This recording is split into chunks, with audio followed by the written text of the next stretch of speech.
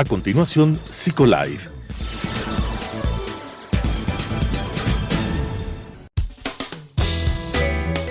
Clasificación A.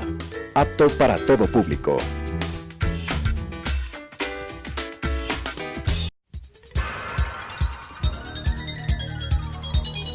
Las opiniones vertidas en este espacio por la producción y dirección del programa son de exclusiva responsabilidad de sus autores y de quienes intervienen en ellos.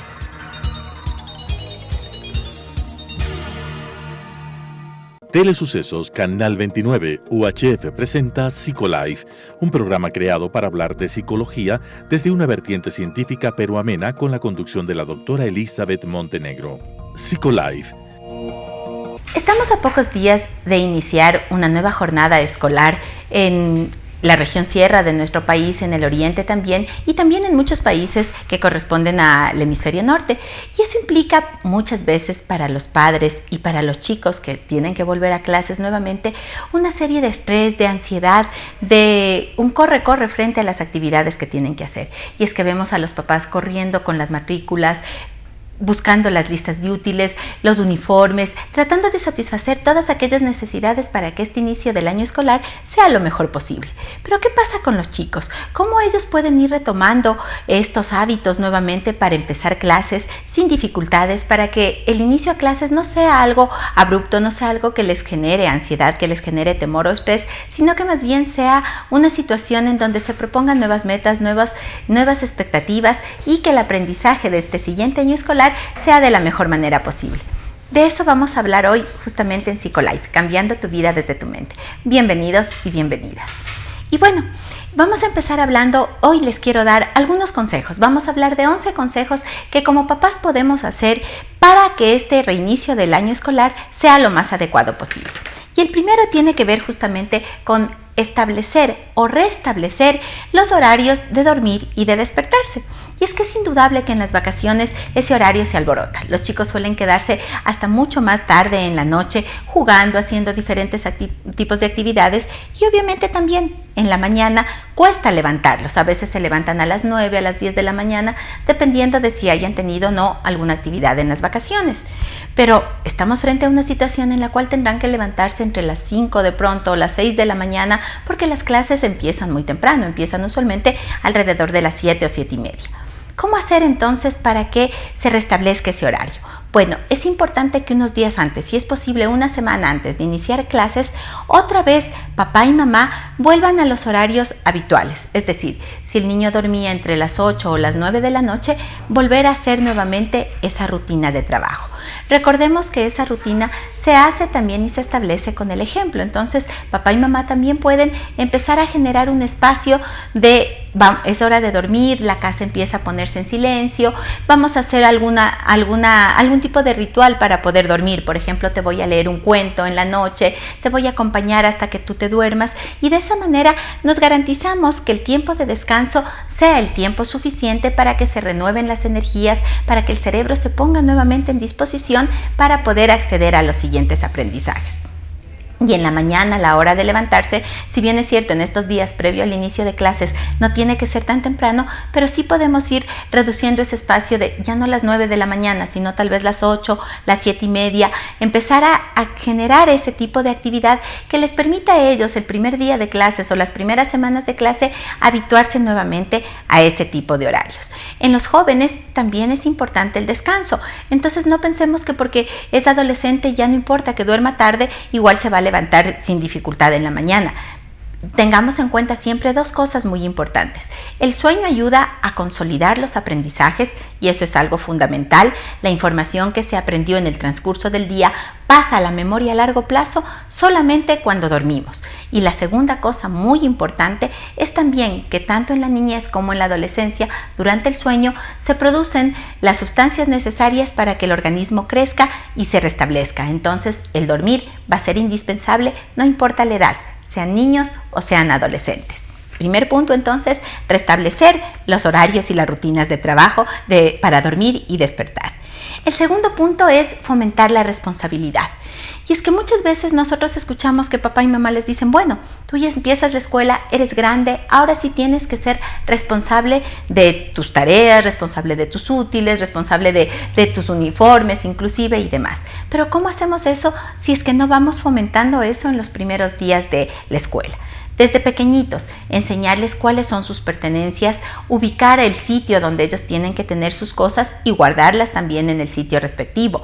La responsabilidad se fomenta también en el momento de regresar de la escuela. ¿Qué hábitos van a tener, por ejemplo, para la hora de hacer las tareas? Muchas veces nosotros escuchamos que papá y mamá dicen, no, mi hijo me espera a que yo regrese del trabajo para hacer los deberes. Entonces regresan a las 6, 6:30, 7 de la noche y es un horario ya muy cansado para exigir a los chicos que empiecen con las tareas escolares. La responsabilidad puede partir de organizar el tiempo, de hacer un horario para que en la tarde ellos puedan distribuir adecuadamente sus tareas escolares, que guarden sus útiles en la noche, que seleccionen lo que van a llevar para el día siguiente, por ejemplo, de colación, que no sea un correr todo el tiempo en las mañanas de las cosas que ellos tienen que hacer. La responsabilidad también está encaminada a que ellos son responsables de saber cuáles son sus tareas escolares, de no agruparnos o de no esperar solamente el grupo del WhatsApp para saber qué tareas mandaron o que me manden la foto del cuaderno que mi hijo se olvidó. Eso no es fomentar la responsabilidad de nuestros hijos, porque al contrario, lo que hacemos con este tipo de conductas es usualmente que el chico se desvincule de su responsabilidad y entienda que siempre papá y mamá van a estar para solucionar aquellos problemas que en realidad ellos a su edad sí pueden hacerlo. El tercer punto es visitar la escuela con tus hijos, sobre todo en estos días previos, que puede ser fácil a través de las matrículas cuando vamos a matricularles a ellos o a comprar los libros y demás, sobre todo en los primeros años de escolaridad, porque el visitar la escuela sin que sea el primer día de clases le familiariza al niño con este nuevo entorno educativo y eso genera justamente una mayor tranquilidad, le genera a él la confianza de conocer ese nuevo espacio, de saber, por ejemplo, dónde va a ser su nueva aula, de conocer tal vez a su maestra, porque los maestros ya están incorporados en sus actividades laborales, de conocer dónde son los baños, dónde es el bar, en qué lugar mi mamá me va a dejar todas las mañanas, si es que no tomo transporte escolar, en qué sitio me van a recoger o dónde me va a dejar el transporte escolar cuando yo llegue de la casa a la escuela y dónde me va a recoger para llevarme a casa. Ese tipo de actividades bajan mucho la ansiedad en los niños, baja la tensión y les ayuda a que el despegarse de casa y volver a la escuela no sea una situación de estrés, no sea una situación de tensión que les genere angustia o los llantos que observamos usualmente en los primeros días de clase. El siguiente punto, el número 4, es organizar con ellos el material de clases. A todos los niños les emociona tener cuadernos nuevos, tener lápices, pinturas, marcadores, todo nuevo en realidad. Entonces hay que organizar con ellos ese material, colocar nombres, colocar algún distintivo que les ayude a ellos a hacerse además responsables por cada uno de sus materiales, el saber dónde van a estar sus libros, el diseñar en casa también un espacio que sea destinado específicamente para su estudio. Entonces aquí vas a tener tus cuadernos, aquí vas a tener tus pinturas, tus marcadores y de ahí vas a ir tomando lo que necesites para llevar a la escuela. Organizar el material con ellos les hace, además de tener esa emoción y esa expectativa para la clase, les ayuda además a ser mucho más responsables, les ayuda además a asumir un rol participativo en su proceso de aprendizaje. Vamos entonces con el quinto punto. El quinto punto es fundamental y ese punto va para papá y mamá. El hecho de conocer a los maestros. Muchas veces nosotros escuchamos a los profesores que nos dicen, yo conocí al papá o a la mamá de tal niño solamente al fin del año o le vi únicamente al inicio del año y no le volví a ver más. Pues no, la tarea de educar no es solamente una tarea de la escuela, es una tarea conjunta de los padres, de los maestros y obviamente del niño o del joven que es el protagonista en ese proceso de enseñanza. Entonces es importante que nosotros conozcamos a los maestros, que sepamos cómo son, cuál es su nombre, qué materias les está dando a nuestros hijos, para que en el momento en que ellos nos comenten de los maestros no sean personas ajenas, que nosotros no sepamos de quién se trata, sino que podamos establecer ese tipo de contacto. Un contacto que tiene que ser en la escuela, que tiene que ser un contacto respetuoso frente a las labores que el maestro va realizando. El padre tiene que apoyar al maestro en esa labor, no cargarle la tarea únicamente para él. Y eso implica también ese respeto en, por ejemplo, no buscar el teléfono celular del maestro, el mensaje para que el maestro le solucione todos los problemas fuera de casa, en casa, cuando el niño no lo pudo hacer en la escuela. Eso es algo importante que tenemos que considerar. Otro de los puntos fundamentales cuando ya estamos un poco más ya en la dinámica de la clase, de las clases en general, es dar prioridad a las tareas escolares. ¿Qué significa eso? Habíamos dicho ya hace un momento que es bueno ayudar a los niños desde pequeños a organizar su horario, a organizar su tiempo y el espacio para los hábitos de estudios adecuados. Entonces, el decirle, bueno, tú regresas de la casa, digamos, a la casa de la escuela alrededor de las 2 de la tarde o a las 2:30, hasta que almuerces, tendrás 1 hora, un tiempo prudente de descanso, y pensemos en que las tareas escolares puedes empezar a partir de las 3:30 o 4 de la tarde. Usualmente, y ahora, las tareas son dosificadas, entonces eso implica que los chicos se tomarán alrededor de 1 hora, 1 hora y media máximo para hacer sus actividades escolares, pero primero tiene que darse prioridad a las tareas. No el hecho de que muchos papás en ocasiones dicen, es que mi hijo viene tan cansado y se duerme toda la tarde y a las 6 yo le despierto para hacer las tareas, porque vamos alterando los ritmos de sueño, vamos alterando los hábitos que los chicos tienen que tener, y el momento de hacer las tareas no se las hace adecuadamente porque el nivel de atención ya ha descendido bastante. Otro punto importante es preparar un área de estudio. Eso va a ser fundamental para que el alumno, sea niño o sea joven, se ponga más predispuesto para el aprendizaje. Un espacio libre de distractores y que se puede hacer un consenso también con él para llevarlo a cabo. ¿A qué me refiero con esto? Un espacio en donde el chico tenga destinado solamente para hacer sus tareas. Evitemos que esté cerca de la televisión, evitemos, si son muy pequeños, que estén cerca de juegos, si son muy grandes, evitemos que haya mucha distracción con el computador o con las redes sociales que pueden interferir en su normal desenvolvimiento en cuanto a la eficiencia del tiempo. Este tipo de actividades nos va ayudando a organizar físicamente el espacio del niño y el espacio del joven, pero también nos va ayudando a organizarle mentalmente. Y la organización mental va a ser fundamental para que su trabajo fluya después. Otro de los puntos, y que va muy ligado al anterior, es controlar el uso de la tecnología, la televisión, los celulares, el acceso a internet. ¿En qué momento vamos a hacerlo? Posiblemente después de que hayamos culminado las tareas escolares. Muchas veces los chicos, y este tal vez es uno de los mayores conflictos que tenemos con los adolescentes, nos dicen, es que yo tengo que estar conectado al Facebook o tengo que estar conectado al WhatsApp, porque a través de esas dos vías, sobre todo, me envían los deberes, mis compañeros me mandan los deberes o los trabajos que nos hicieron hacer en grupo. De acuerdo, entonces busquemos 1 hora en la cual él se conecte a esas redes sociales para recibir ese tipo de información, y el resto del tiempo se dedique a hacer las otras actividades, las otras tareas escolares que no requieran de este tipo de tecnología y que les permita además a ellos hacer un uso más efectivo y más eficiente de su tiempo.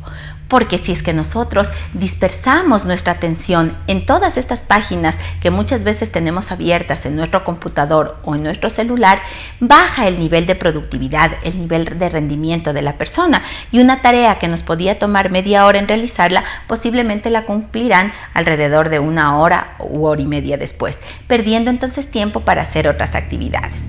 Lo mismo ocurre ya hacia el final de la noche, cuando los chicos tienen el hábito de en la noche conectarse a cualquier de estas redes sociales para tener otro tipo de interacción social. El tiempo se pasa tan rápido que en un momento determinado ellos habrán visto que pasaron muchas horas de la noche que pudieron utilizarlas en el sueño de reposición que habíamos hablado, gastándolos en las redes sociales. Siempre es importante el equilibrio.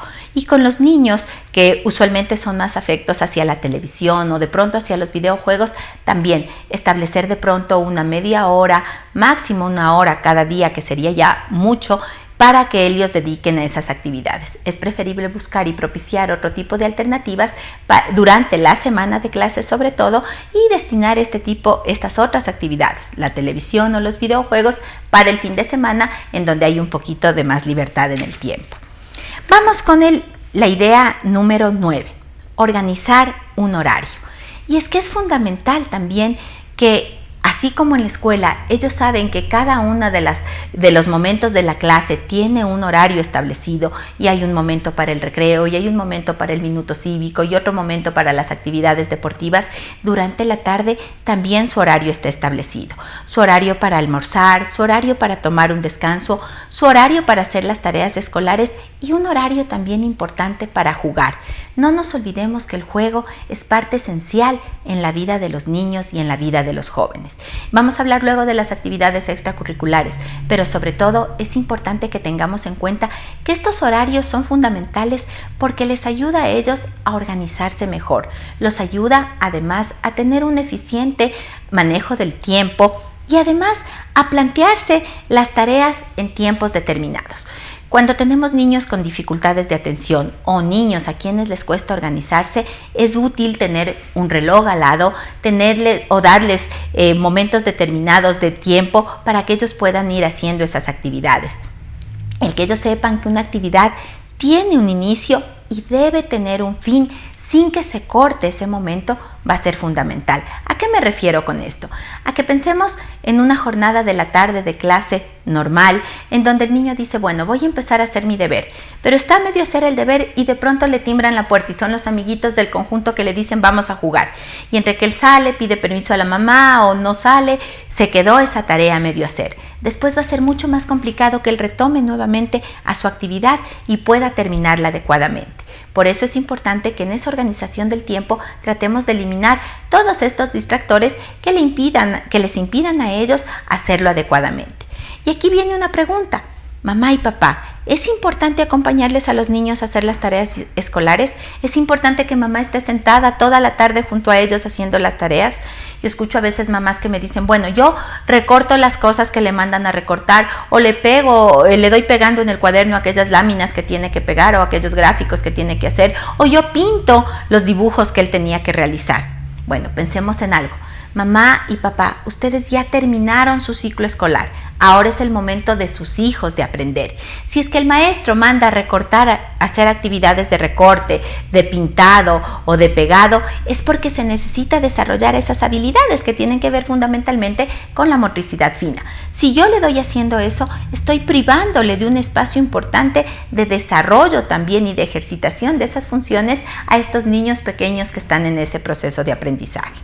¿Puedo acompañarle en las tareas escolares? Por supuesto, pero en los primeros años de escolaridad, en los primeros años donde voy a formar todos esos hábitos para que las tareas después puedan realizarse de una manera autónoma. Porque en los primeros años de escolaridad yo le voy a explicar al niño que las tareas se tienen que hacer en orden, que tienen que ser limpias, que debo evitar los borrones, los manchones, que debo hacerlo poniendo la mayor predisposición posible y la mayor minuciosidad para realizar las tareas. No rompamos las hojas de las tareas de los niños porque esa es una forma de agredir el esfuerzo que él pudo haber hecho. Más bien, indiquémosle antes cómo debe realizar la tarea y de esa manera él podrá ir haciendo un modelo apropiado. Pero después, cuando ya hayamos dado ese modelo y a medida que los años escolares van avanzando, mamá y papá no tienen que estar sentados junto a ellos haciendo las tareas o diciéndole, tú tienes que poner esta palabra aquí o tienes que poner este número o tienes que pintar de esta manera.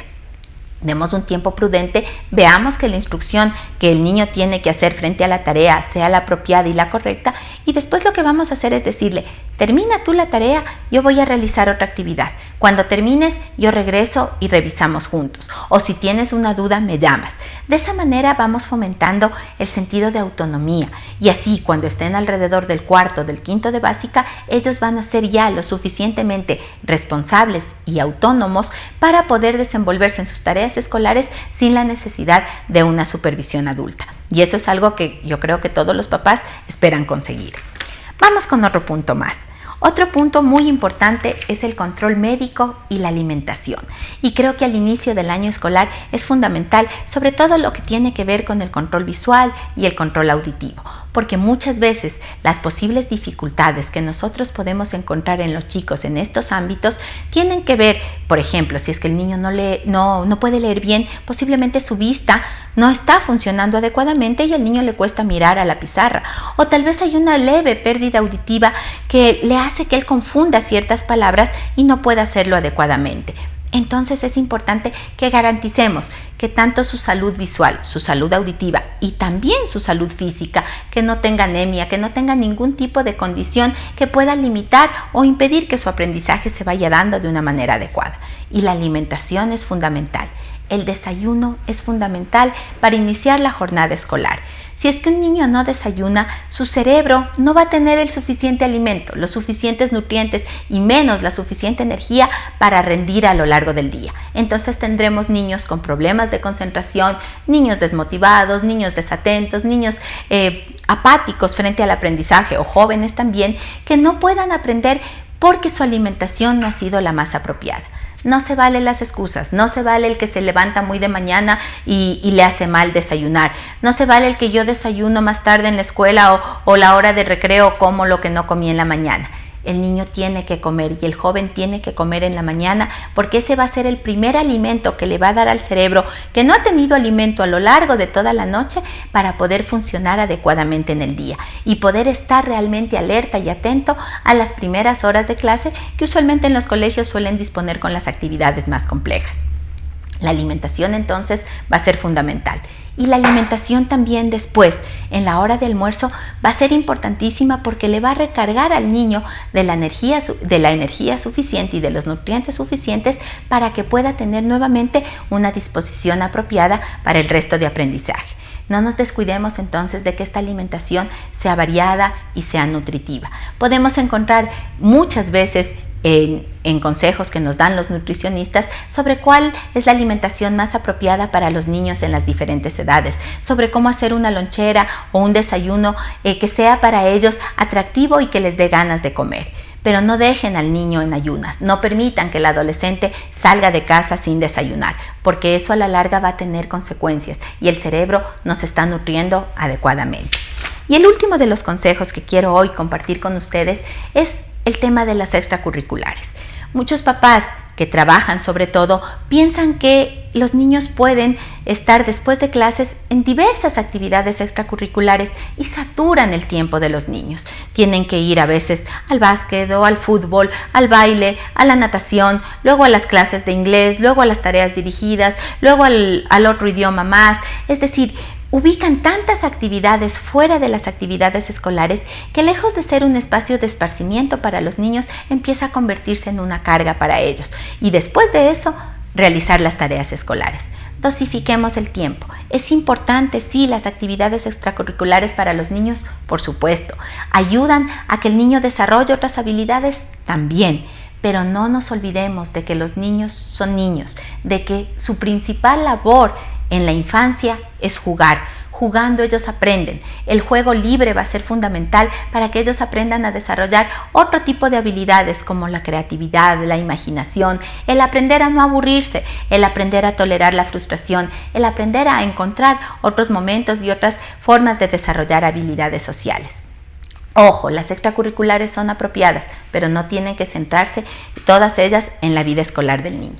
Estas recomendaciones que hemos conversado ahora con ustedes, estos 11 puntos que he querido traerles a colación a propósito del inicio del año escolar, son puntos que si los ponemos en práctica en el día a día, estoy segura que van a ser más fácil y más agradable el inicio del año escolar y también el normal desenvolvimiento en el transcurso de este periodo académico. Quiero desearles éxitos, quiero desearles que este nuevo año escolar sea un año bueno, que si ustedes encuentran en sus hijos dificultades, no duden en acudir a la ayuda de un profesional, porque es preferible ir previniendo las dificultades antes que después enfrentarnos con niños que se sientan frustrados en el ámbito académico.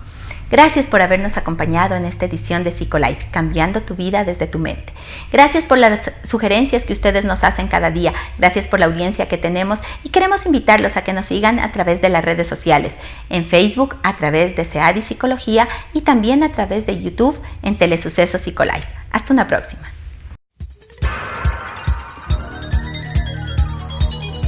Las opiniones vertidas en este espacio por la producción y dirección del programa son de exclusiva responsabilidad de sus autores y de quienes intervienen en ellos.